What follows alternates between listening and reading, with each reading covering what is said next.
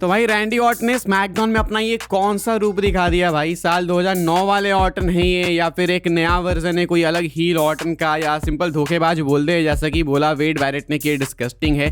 पहले initial reactions क्या है, क्योंकि बात करने को तो बहुत कुछ है, लेकिन फर्स्ट रिएक्शन क्या है तुम्हारा? रोहन क्या बोलना चाहोगे एंड इसको टर्म क्या देना चाहोगे तुम? भाई मैं तो इस वाले ऑर्टन को 2009 वाला ऑर्टन कहूंगा। तूने उसकी स्माइल देखी? उसने मारने के बाद भाई स्माइल कर रहा है रैंडी ऑर्टन रिंग में बैठ के। और मुझे नहीं पता कि इन लोगों ने इतना टाइम क्यों लगा दिया ऑर्टन को हील बनाने में, but finally Randy Orton heel बने भाई। मजा आ गया मतलब देख के मुझे तो। वो जो मुझे लगता है, सब लोग बताना कमेंट करके कि वो जो स्माइल थी रैंडी ऑर्टन के चेहरे पे एंड में, वो तुम्हारे चेहरे पे नहीं थी क्या? मतलब 2-3 खुशियाँ थी साथ में। एक तो कि रैंडी ऑर्टन हील बन गए, दूसरा कि कोडी रोड्स इतने बुरी तरीके से पीटे भाई। तुम्हें तो इसलिए हंसी आ रही थी भाई, है ना रोहन? सही बताना। तो तू कोडी रोड्स के पिटने पे खुश हो रहा था ज्यादा? तो तुम दुखी थे क्या कोडी के पिटने पे? अबे नहीं, मैं खुश था कि ऑर्टन हील बन गया है। कोडी रोड्स पिट रहा है नहीं पिट रहा है मुझे उससे परवाह ही नहीं थी। ओ नहीं, मैं तो भाई डबल खुश था। फिर तुम सोचो, तुम मेरे पास तो 2-2 खुशी के रीजन थे कि वाओ, कोडी भी पिट रहा है एंड ऑर्टन हील भी बन गया, दोनों हाथ में लड्डू। और क्या चाहिए भाई? What else a man can wish और फॉर। पता है स्पेशली वो चीज जब वो स्टील स्टेप्स पे आखिरी में तुम दोबारा चढ़ के आया ना स्टील चेयर लेके, उसने मारी भाई पट। मजा आ गया भाई। वो शॉट उसने जो मारा है वो एक्चुअल में 2009 वाले ऑर्डन मुझे याद दिला गया। भाई वो हद से ज़्यादा ब्रूटल हो गया, क्योंकि वो जिस स्पीड में आया ऑर्टन, है ना, ऐसा लगा ही नहीं भाई कि इस एज में रैंडी ऑर्टन मूव कर रहा। भाई फटाक से अनाउंसर्स टेबल पे चढ़ के ये स्टील चेयर हाथ में लेके सीधा स्मैश भाई, सैंडविच बन गया कोडी रोड्स का। और फ्री फंड में उसने निक और जेली रोल को भी पेल दिया था। चल निक एल्डिस तो इन्वॉल्व हुआ, समझ। ये जेली रोल क्यों बीच में घुसता भाई? Who the fuck are you भाई? एंड वेड बैरेट कहते हैं कि दिस इज डिसगस्टिंग। व्हाट भाई, व्हाट अरे इज सेइंग भाई? अरे उसका टैग टीम मैच में एक और पार्टनर था ना रैंडी ऑर्टन, भूल गया समर स्लैम में। तो इसको पता हो ना कि रैंडी ऑर्टन किसी का कोई पार्टनर नहीं होता है, ठीक है? रैंडी ऑर्टन हाँ अपना भी पार्टनर नहीं होता। वो उस चक्कर में आया तो उसको रोकने के लिए कि अरे भाई रुको मैं आ गया तुम्हारे साथ। उसने सही किया भाई, मजा आया। ये कोई भरास वरास निकाल ली क्या रैंडी ऑर्टन ने कि मैकेंटा को स्क्रू किया तूने? अच्छा ये ले। नहीं पता है, अब एक बात है कि अगर ये वाला रैंडी ऑर्टन रेसलमेनिया में हार जाए तो बहुत बकवास चीज़ होगी। मुझे लगता नहीं, क्योंकि चांस बनना चाहिए कि इस वाले वर्जन रैंडी ऑर्टन को ये लोग हरवाएं किसी भी तरीके से। ना what is going on with Cody Rhodes भाई? साल 2024 में रॉक को हील बना दिया, पिछले साल जॉन सीना को बना दिया। ये स्ट्रीक है, ये हैट्रिक हो गया। रैंडी ऑर्टन को हील बना दिया। एक हाँ, चीज तो क्योंकि appreciate- वो ये सोचता है ना कि भाई अगर इसको हील बना दूंगा तो मुझे तो बेबी फेस वाला रिएक्शन इवेंचुअली मिल ही जाएगा। वरना तूने देखा स्मैकडाउन में तब भी ऑर्टन ऑर्टन ही चैंट हो रहे थे। अरे भाई ये फिर बू भी खाएगा, देखना ना। जब ऑर्टन के सामने एक सिंपल, जब सिंगल प्रोमो वॉर होगा ना, तो बू भी खाने वाला है। अभी तो पक्का निश्चित है। हमेशा बोलता हूँ मैं कि कुछ सुपरस्टार्स है जो हील फेस की कैटेगरी से बाहर निकल गए। उनकी एक अलग ही कैटेगरी मेगास्टार वाली, John Cena, CM Punk, Roman Reigns, Randy Orton, इनको नहीं अभी मिलता जब बू। अभी जब रैंडी ऑर्टन आएगा भी ना दिखना कहीं भी, तब भी वो आके यही करेगा भाई। उसके मतलब क्राउड एकदम उसको वो करेगी, उसके चैंट्स करेगी, उसके थीम जबरदस्ती सॉन्ग नहीं, आएगी। हम तो कह रहे हैं कि जबरदस्ती बू करना पड़ेगा ना आपको, स्टोरी सेल करने के लिए केएफएफ में बू करना होगा, करना भी है तो। अरे वो नहीं करेंगे भाई। वो जब उसने इतना ब्रूटल मार दिया कोडी रोड्स को तब उन्होंने बू नहीं किया। अरे बहुत मजा आया भाई देख के कसम से। मतलब एक रैंडी ऑर्टन ही है भाई, जब वो अटैक करते हैं तो लगता है कि एक्चुअली में निचोड़ लिया सामने वाले को भाई। लाइक कई बार लगता है कि यार और मार सकते थे, ऐसे कर सकते थे, वैसे कर सकते थे। इनका लगता है कि ज़्यादा ही कर दिया भाई, इतना भी नहीं करना था भाई। अब पता है, I am expecting this same shit from Roman Reigns too, कि भाई सीएम पंक को ऐसे पे ले अगर वो ना रॉ में उसके फादर को ड्रैग करने के लिए, तो क्या मजा आएगा, है ना।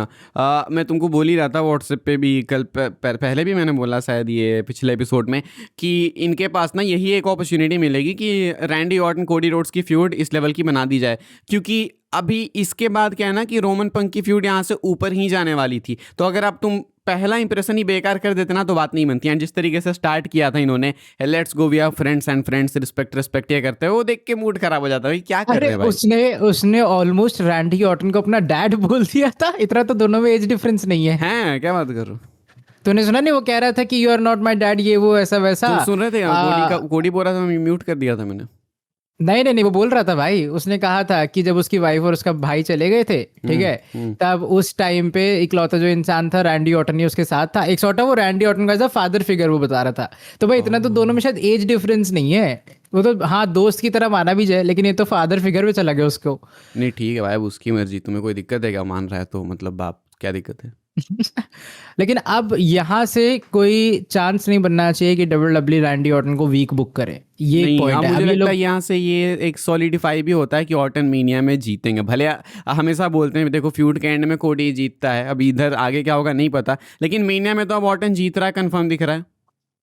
नहीं, मुझे लगता नहीं कंफर्म दिख रहा है, क्योंकि तू जानता है ये लोग जानबूझ के भी हो सकता है ऐसा कर रहे हो कि कोडी रोड्स को अंडरडॉग दिखा के रेसलमेनिया में जितवा देंगे। हाँ, ये भी हो सकता है बिल्कुल, लेकिन अगर जैसे अभी फिर भी आज तो देखने के बाद लगता है ना कि ऑर्टन के चांसेस अब बहुत ज़्यादा बन गए, ये तो हो गया। हाँ, वो है। अब देख के ऐसा लग रहा है कि एटलीस्ट ऑर्टन को ये लोग अब तगड़े तरीके से बुक करेंगे एंड उसको यूज करेंगे कि हाँ भाई देखो ऑर्टन एक लेजेंड, उसका लेजेंड डीलर वाला जो फॉर्म है ना, शायद ये लोग वो उसको वापस ला रहे हैं। तो ऐसे 2 टाइटल तो हैंड चेंज नहीं करेगी ना ऑर्टन, अगर मान लो चैंपियन बनता है तो पंक तो रोमन रीजन, हाँ, दोनों वर्ल्ड टाइटल चेंज इसलिए भी नहीं करेंगे क्योंकि फिर वो हो जाएगा नहीं कि भाई रेसलमेनिया में तो सब टाइटल स्विच हो जाती हैं, वो प्रेडिक्टेबल बन जाएगा। तो मुझे लग रहा है दोनों में से कोई एक वर्ल्ड टाइटल स्विच होगी। और चांस वैसे सीएम पंक और रोमन रेंज के मैच में जरूरी नहीं है कि रोमन रेंज जीते, एक ये हो सकता है क्योंकि सीएम पंक के साथ अगर उसको फ्यूड कंटिन्यू करनी है तो WWE आगे भी घसीट सकती है इसको, मुझे ऐसा लग रहा है ना। हाँ, ये दोनों फ्यूड चल सकती है, पोस्ट मीनिया चल सकती है, लेकिन इनक्रेडिबल हील टर्न इसको बोल सकते हैं कि बिल्कुल परफेक्ट तरीके से एग्जीक्यूट किया गया। बट मुझे ऐसा लगता है कि ये ट्रिपल एच का आइडिया नहीं होगा, वरना परफेक्ट नहीं होता। नीचे क्रेडिट आया उतना देखा नहीं तुमने, ली फिटिंग पॉल अबे ट्रिपल एच लेवक। अबे वो तो हर शो में आ जाता है भाई, जरूरी थोड़ी कि मुझे लग रहा है कि ये रैंडी ऑर्टन का खुद का भी आइडिया होगा कि उसे ऐसे हील टर्न करना है ताकि वो एग्जीक्यूशन उतना अभी अच्छा ये दे जो सके। क्योंकि ऊसोज वाला एंगल हुआ था मंडे नाइट रॉ में, उसकी अपडेट आई ना कि ट्रिपल एच को क्रेडिट्स दिए गए, उसके ट्रिपल एच ने किया था वो सेगमेंट बुक अपेरेंटली। तभी तो जो बेकार दिख रहा था। अच्छा दिख रहा था जे ऊसो। बट हाँ, मुझे ऐसा लगता है कि कहीं ना कहीं इस वाले हील टर्न में रैंडी ऑर्टन का कुछ हाथ होगा कि उसको ऐसे एग्जीक्यूट करना है, क्योंकि मुझे लगता नहीं कि छोड़ रैंडी दिया होगा ऑर्टन इन्होंने जैसा। शायद रैंडी ऑर्टन में कि अब कर लो अपने हाँ अकॉर्डिंग। एग्जैक्टली, क्योंकि रैंडी ऑर्टन उतना एक्सपीरियंस है उस बंदे के पास में कि उसे पता है कि भाई कैसे करना है, कैसे एग्जीक्यूट करना है, कैसे ऑडियंस की तरफ से उसको मिलेगा। बट बिग थिंग इज कि कोडी रोड्स को डिस्ट्रॉय करने के बाद जब वो रिंग में बैठा था, ऑर्टन को चेयर मिल रहा था क्राउड से। तो ये शायद ट्रिपल एच के लिए नेगेटिव चीज है कि उसका गोल्डन बॉय अब बेबी फेस होने के बाद भी शायद गाली खाएगा लोगों से। रैंडी ऑर्टन ने बोला कि आजा तेरे गोल्डन बॉय को दे दो गोल्डन सार। सोच लो कि ये कहता ये कहता बेबी फेस होने के बाद भी तो कोई सा भी हील, हर साल इनको एक हील मार के जाता है, ठीक है। पहले रॉक, जॉन सीना और रैंडी ऑर्टन, और तीनों को चीयर्स मिल रहे थे, वाओ मजा आया एक बार फिर से। आप पता है, अच्छा एक्सपेक्ट कर अब अगले हफ्ते कोडी रोड्स क्या कर सकता है, मुझे पता है क्या अगले करेगा। हफ्ते कोडी आएगा नहीं, सबसे पहली बात तो तुम मेरे से लिख के ले लो। क्यों एडवर्टाइज नहीं? अच्छा वो इंजरी वाला ये एंगल सेल करेंगे ना, उसके अगले हफ्ते आएगा कोई, क्योंकि अगले हाँ, हफ्ते रैंडी ऑर्टन फिर अपने चल ठीक एक्शंस है। को एक्सप्लेन करेगा ना। जब भी आएगा तब तेरे हिसाब से कि कोडी रोड्स का पहला मूव क्या होगा, मैं बताता हूँ फिर क्या होगा। कोडी रोड्स रूथलेस आएगा, सीधा सीधा रूथलेस आएगा, रैंडी ऑर्टन पे जंप करेगा आई थिंक, बट ही घंटा रूथलेस आएगा, देखना कि रोएगा पहले स्क्रीन पे। Why you did that to me, ऐसे करके। हाँ, you are my best friend, मैं तुम्हें मेंटोर मानता था। Figure man. हाँ, बस देखना ये सब करेगा आके पक्का। कोडी रोड्स ना रोए किसी हाई प्रोफाइल फ्यूड में, ऐसा हो नहीं सकता है। हाँ, ये भी बात सही है भाई, बिना रोए तो देखो कहानी सेल नहीं होती कोडी की और डस्टी रोड्स की। चलो एक प्रेडिक्शन करते हैं, डस्टी रोड्स के मेंशंस कितने बार होंगे भाई? कम से कम 10-15 बार कि मेरे फादर तुम्हें ये मानते थे, मेरे फादर तुम्हें वो मानते थे, तुमने विश्वासघात कर दिया, ये कर दिया, वो कर दिया, बहुत कुछ होगा देखना। अच्छा, ये दो चीजें कंफर्म है। चीप पॉप्स के लिए डिक्लाइंस कितनी होंगी? किसके लिए? चीप पॉप्स के लिए शायद थोड़ी बहुत तो होंगी, आई गेस 5 से 10 बार कम से कम। आंसू कितने देर तक गिरेंगे? ये तो पूरा सेगमेंट निकाल देगा वो 20-25 मिनट का ही करते करते। चलो तो देखते हैं भाई कि कितना एक्यूरेट हम हो जाता है। आई थिंक 90-95% तो एक्यूरेट जाएंगे ही, ये तो चीज़ें होती ही है, कोडी रोड्स का कैरेक्टर ही है, I mean personality he Cody Rhodes की ये है। आई जस्ट कोडी रोड्स रोने में हॉलीवुड एक्टर्स को पीछे छोड़ सकता है। सही में भाई, हॉलीवुड एक्टर्स रोते हैं। हाँ भाई, सीन इमोशनल होते हैं साले फिल्म में, तुझे इतना नहीं पता? अच्छा क्या? और नहीं भाई, हम नहीं देखते भाई ऐसी चीज़ें भाई, ये प्रेमी वाली कहानी हम नहीं देखते, तुम ही देखते होगे भाई। सैयारा देखने वाले लोग हैं भाई ये। अबे प्रेमी देखने वाले लोग ही रोते हैं क्या? सिर्फ कोई वॉर में कोई हारता है तब भी तो रोते हैं लोग। वॉर में कौन से वॉर में हार के रोते हैं लोग भाई? मर जाते हैं सीधा भाई। अबे कोई किसी पर्सनल लॉस पे तो रोते हैं ना गधे। हाँ चलो ठीक है वॉट एवर, बट यही है कि बहुत सेटिस्फैक्शन मिल गया भाई वो खून वून देख के। अच्छा हाँ, मैंने बोला कि जैसे हर साल कोडी किसी को हील बना देते हैं, पहले रॉक को, जॉन सीना को, अभी रैंडी ऑर्टन को। हर साल ब्लड बाथ भी होता है, रॉक ने भी ब्लड बाथ करा दिया, जॉन सीना ने भी करा दिया, एंड इधर रैंडी ऑर्टन ने भी करा दिया। तो अगले साल कौन करा रहा है? पर ऐसा नहीं तुझे लगा कि ये बहुत ज्यादा खून उसका बहुत पहले ही निकल गया? मतलब इतना ब्रूटल ऑर्टन उस टाइम गया भी नहीं था, और इसने बड़ी जल्दी मुझे लग रहा है ब्लेड से कट करके कोडी ने खून बहा लिया अपना। नहीं तो ज़्यादा निकलेगा नहीं भाई, एक तो सर पे से निकला होगा, फिर पीछे से भी निकला होगा, तो 2-3 जगह से निकलेगा, तो ऑब्वियसली बात पीछे है से? भैया। पीछे से? तो रैंडी ऑर्टन ने पेला ना। अच्छा अबे वैसे मुझे लग रहा है अगला नंबर किसका होगा यार हील बनने में? इसका कोई दोस्त होगा आसपास का मुझे लग रहा है, क्योंकि ऑर्टन तो हो सीएम गया। पंक आई गेस, सीएम पंक। कोडी रोड से? हाँ कोडी रोड्स को शायद अब नेक्स्ट टाइम सीएम पंक ऐसे अटैक करे, अगले साल की अगर बात करूँ हाँ लॉन्ग टर्म गेम है, सीएम पंक कर सकता है वैसे। है ना, उनका बच भी रहा है, कहानी इनकी बची भी हुई है अभी। मुझे लग रहा है कि हाँ कर सकते हैं भाई, इजीली कर सकते हैं। पता है पर मुझे एक और चीज़ लगता है, अच्छा ड्रू मैकिंटायर वाला देखा था, आई क्विट वाला? देखा था, आएंगे उस पर, लेकिन एक चीज़ पहले ये भी क्लियर कर देता हूँ भाई। काफ़ी लोगों को लगेगा कि अरे ये तो कोडी ऑर्टन की तारीफ क्यों करने लगे। पहली चीज़ की देखो, सबने बोला था इनफैक्ट आई गेस कि भले टाइटल चेंज हुआ, गलत हुआ, वो तो गलत था। अभी भी बोलूँगा कि ड्रू मैकिंटायर को स्क्रू करके गलत किया, लेकिन कोडी ऑर्टन सबने ही बोला था कि फ्यूड तो अच्छी होगी, मैच भी अच्छा होगा, ये तो मतलब कंफर्म था ही कि फ्यूड तो डेफिनेटली अच्छी, तभी तो डिमांड थी ना इतने टाइम से। बस आपने उस चीज़ का यूज़ गलत टाइम पे किया। तो कोई भी अगर ऐसा वो लेके आ रहा है कि अच्छा तुम अब तारीफ क्यों कर रहे हो, तो वो एनीवेज होना था, ठीक है, इसमें ऐसा वो नहीं है किया हो कि दोगलापंथी, ऐसी बात नहीं है।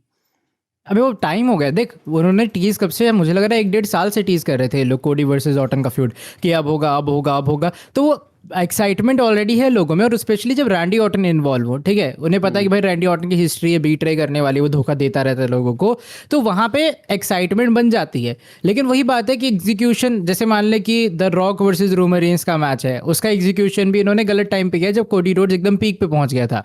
तो वो वाली चीज़ है कि एग्जीक्यूशन, ऐसा नहीं कि रोमन रॉक होता कोई इंटरेस्टेड नहीं होता, कोई एक्साइटेड नहीं होता, टिकट्स नहीं बिकती, बट वही बात है कि रॉन्ग प्लेस रॉन्ग टाइम वाला सीन हो जाता।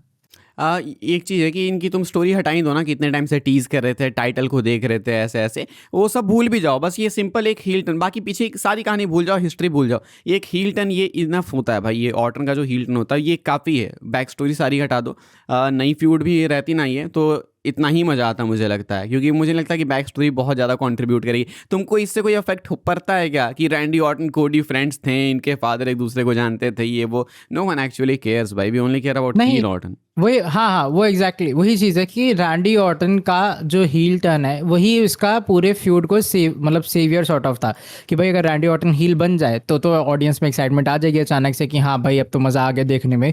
तो वही है कि इन्होंने ऑर्टन का हील टर्न करवा दिया, फ्यूड बच गया, अब ऑडियंस एक्साइटेड तो होगी इस पूरे फ्यूड के लिए, तो उसमें तो कोई दो राहें है ही नहीं। मेनिया वाली फील आई या फिर नहीं? हाँ फाइनली इसके फ्यूड में देख, रोमन और पंगी ऑलरेडी कैरी कर रहे थे, लेकिन अब ऑर्टन के इस वाले एक्शन से मुझे मेनिया वाली वाइब तो आ रही है। सही बात है, वो ऐसे आपको दोनों टायर्स चाहिए होते हैं ना, आगे पीछे वाले दोनों चले तो हाँ एटलीस्ट अब एटलीस्ट स्मैकडाउन में कुछ है जो तू देखेगा और तेरे को मजा आने वाला उसको देखने में, ऐसा वाला सीन हो गया। एग्जैक्टली वही तो भाई, 8:15 तक तो लग रहा था कि गया हुआ या सो भाई, ये बेकार है, देखने लायक नहीं है भाई। आखिरी मुझे लगा आखिरी में दोनों गले मिलेंगे, फिर कहेंगे अरे भाई स्पोर्ट्समैनशिप, दोनों एक दूसरे के भाईचारा, ये वो फला ढिमकाना, लेकिन अच्छी बात है भाई इन्होंने हील को ना दिया उसे। चलो रेसलमेनिया एटलीस्ट फील होने लगी, एंड अच्छे से फील होने लगी, क्योंकि अब दोनों व्हील्स ढंग से चलने लगे हैं। उधर रोमन पंक किल करने वाला है, and I will agree with you जब तूने बोला कि ये रोमन भी ऐसा अटैक करे पंक पे, लेकिन मुझे नहीं लगता कि ऐसा होगा। मुझे लगता है उनका ज़्यादा वर्बली चलने वाला है।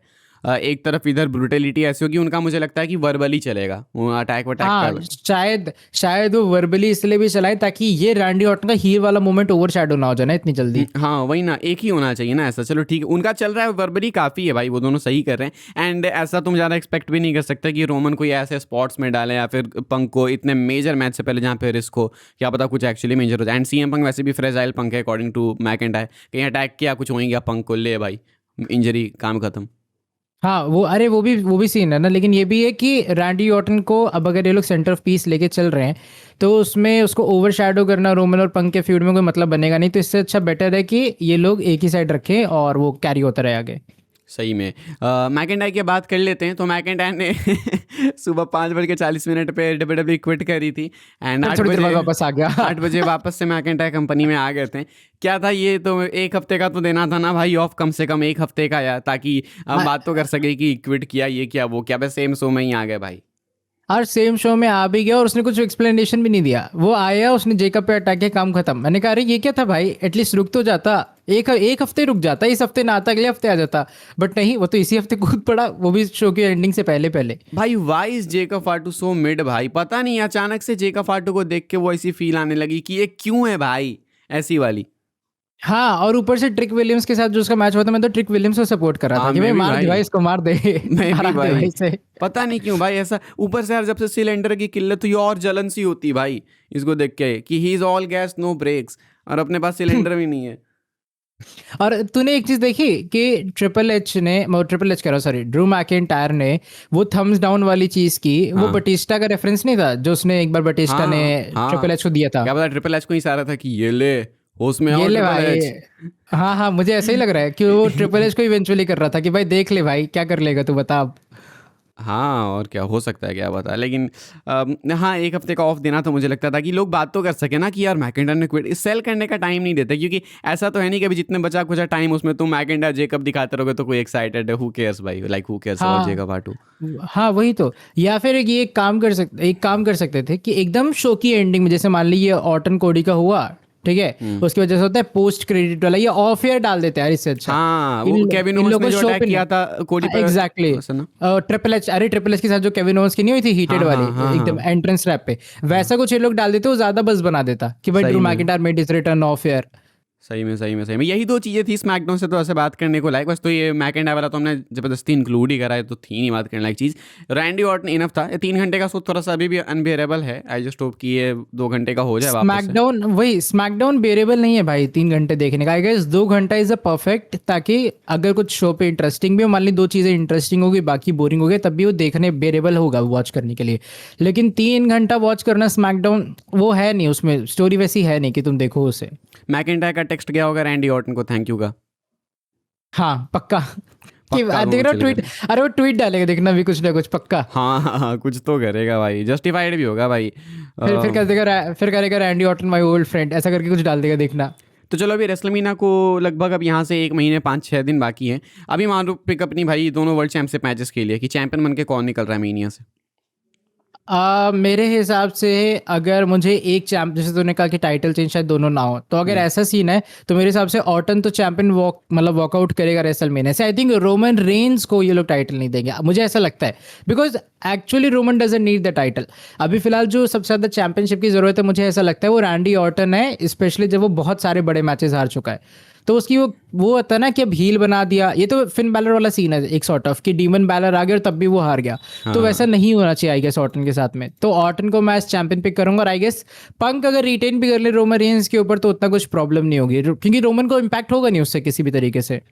एग्जैक्टली मेरे अकॉर्डिंग चलो I will do a tough pick. मुझे लगता है दोनों ही चैंपियन बन के निकलेंगे। बोला मैंने कि एक टाइटल चेंज होगी जानबूझ के, ताकि अबे मैं इसको अबे जानबूझ के डबल फंसा सकूं। साइडेड, डबल ढोकल। तुमको पता है ना कि मैंने जानबूझ के डाली थी, मैंने जाल में फंसा लिया, तो आई थॉट कि तुमको फंसा लेते हैं जाल में थोड़ा। मेरे according Roman Reigns and Randy Orton दोनों ही आर निकलेंगे रेसलमीनिया से चैंपियन बन के। एंड यही है मेरी प्रेडिक्शन। अभी तो 1 महीने बाकी है। तुम लोग बताना भाई अपनी प्रेडिक्शन की। अभी ये दोनों मेन इवेंट अपने मैचेस बुक है, देख के क्या लगता है। एंड आई थिंक सब कुछ कवर हो गया ऑर्टन से रिलेटेड, तो कुछ बच तो नहीं गया, कुछ छूट गया, कुछ ऐसा रह गया? नहीं, बस हो तो गया पूरा। मेन तो वही इसका हील टर्न था ना, कि उसने हील टर्न किया उसका। आज तो एपिसोड आने नहीं वाला था भाई, लेकिन तुम ऐसी चीज़ें कर दोगे तो लाएंगे हम लोग भाई। हाँ हाँ, मुझे तो लगा था कि भाई जरूरत ही नहीं है एपिसोड की, वो एकदम भाईचारे में ये लोग एंड कर देंगे देखना शो। लेकिन वो फाइन, और पता है इतना ब्रूटल नहीं हुए तो तब भी कुछ रिकॉर्ड की जरूरत नहीं थी। वो तब ब्रूटल गया ना, रैंडी ऑर्टन को खून वून सर्वर फाड़ दिया, तो मजा आया देख के। तो देख लो भाई, ऐसा है कि अगर नहीं करोगे अच्छा तो एक भी एपिसोड नहीं लाएंगे 2 हफ्ते तक, और करोगे तो इसी हफ्ते तीसरा एपिसोड आ रहा है ये बैक टू 3-4 दिन के अंदर। हाँ, और अभी रॉ में कुछ ढंग का हो गया तो रॉ में भी आ जाएगा। ऑब्वियसली वैसे आएगा भाई, होगा तो क्योंकि बस वहाँ तो ब्रॉक और रोमन दोनों आ रहे हैं। तो बिल्कुल एक्टिव रहो भाई टैग टीम टॉक डाउन पे, बिल्कुल ऐसी अनफिल्टर्ड अनसेंसर्ड रेसलिंग डिस्कशन के लिए the best wrestling podcast out there. तो अभी के अभी सब्सक्राइब करना चैनल को, एंड स्पॉटिफाई पे देख रहे हो तो फॉलो करो। स्पॉटिफाई पे कोई देखता वैसे तो है नहीं, लेकिन देख रहे हो तो फॉलो करो, ठीक है। एंड बाकी एक और चीज़ बोलनी थी, हाँ नीचे हाई पॉइंट्स आते हैं भाई, वैसे तो तुम लोग खुद ही दे रहे हो, बोलने की नीड नहीं है, लेकिन कमेंट सेक्शन को स्लाइड करना, उसमें हाइप पॉइंट्स आते हैं, हाइप कर देना। हाइप कर दोगे तो एक ट्रेंडिंग लिस्ट टाइप की होती है, उसमें हाइप पॉइंट्स की भी एक लिस्ट होती है।